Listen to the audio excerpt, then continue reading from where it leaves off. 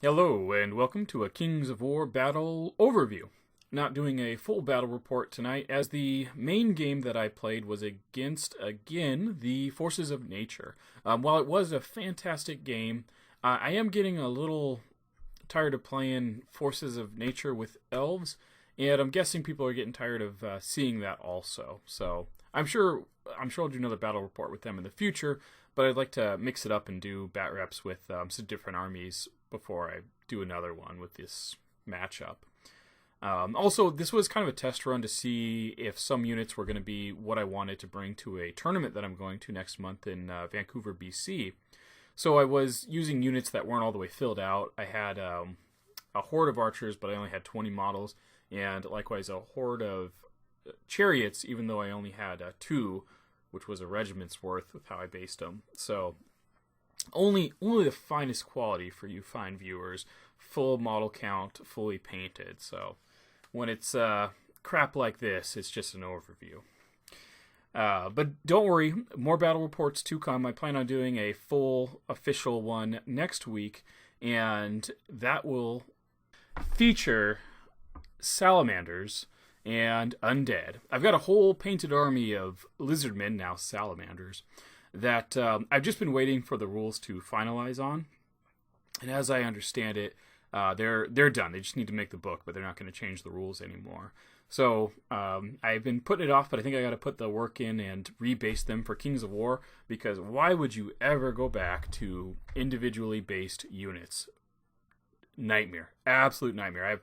I've wake up in a sweat thinking of how it would take an hour to set up a game with each individual skink going into the regiment with an army with 100 or 200 miniatures. So I'll get them based up hopefully this week, and then get a bat rep going with brand new armies. So that'll be fun. Also, my gaming group is expanding, and people are getting their armies together. So it's going to take a little bit of time, but they'll get theirs painted up, and we'll get some variety. Now the battle was pretty intense. The shot here is actually my first turn. On my very first turn, he was within inches of my deployment. And that's because of that Vanguard. These guys, most of them are movement 6 with Vanguard. So they Vanguard up 12, ignoring terrain, and then they move another 12 or 6 if they have shambling, and they're right in my face. So, and my opponent had the first turn. But I did manage to inflict some heavy losses in this first turn that I had. Double charged into some Hunters of the Wild, wiped them out, got a lot of shots into the Forest Shamblers. But my opponent put all of his stuff right in the middle, which was interesting because I was able to eventually flank it, but he hit me so hard in the middle that I only had one round of shooting, and he wiped out most of what I had in the middle by the time my chariots came around and were hitting his flanks and my skirmishers were hitting the other flanks. So that was the basic flow of the battle. He punches in, takes some losses, wipes out most of what I have. The flank of my force folds in and takes out a lot of what he has, and then by the end of the game, we each have like 2 or 3 units on the board. And it ended up being a draw, points-wise, by the end of turn 6 or 7. So just some thoughts on the game. As I said, I'm testing out units to see what I want to take to a tournament next month. And I got to say, the big thumbs up for me was the Horde of Chariots.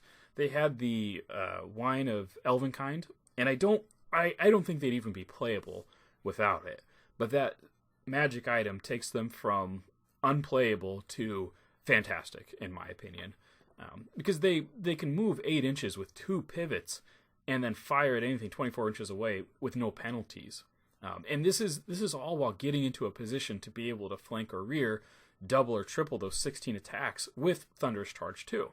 Now the catch is that the Thunderous Charge, if you go through any kind of terrain or you're hitting a unit with phalanx in the front, you lose that. But with the chariots that are nimble, if that's the case, just don't do the charge. Just move 8 inches straight sideways and then shoot at them with 16 shots. And if you have a mage near, you can Bane Chant them so that they're piercing, which did happen at the end of the game.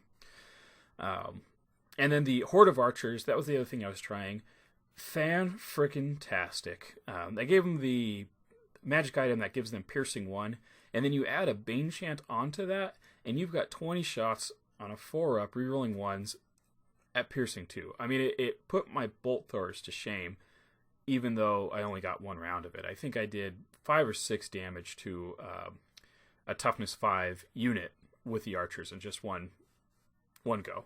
It may have even been more. I think it may have been like 7 or 8, because the bolt throwers I know kind of whiffed it. Anyway, that was fantastic. I did have them front and center, and so they only had one round, and I got to work on protecting them better, or using better deployment, or trying to get something in there as a screen. But that's the way to go.